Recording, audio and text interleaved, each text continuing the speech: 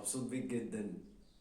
انت مش متخيل انا اتعلمت فيك التصوير، اتعلمت فيك الزاوية اللي اصور منها، اتعلمت منك ان الاضاءة تبقى عاملة ازاي، اتعلمت منك ازاي اتكلم قدام الكاميرا، اتعلمت فيك شوية حاجات حلوة قوي.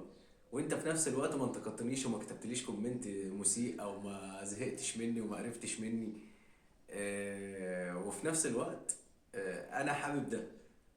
بما ان المجال جديد عليا وبما ان دي حاجه جديده عليا، فانت لو كتبت لي كومنت تحت قلت لي يا محمود انت بتغلط في واحد اتنين تلاته، لو عملت واحد اتنين تلاته هتبقى احسن. ده بالنسبه لي هيبقى حاجه جميله جدا، لان اي انتقاد بناء كويس. انما يا صاحبي ما تجيش تقول لي بقى انت مناخيرك كبيره، دي هعمل فيها ايه؟ دي ما فيهاش حاجه تتعمل، دي بتاعت ربنا يا عم. تمام. صباحك زي العسل.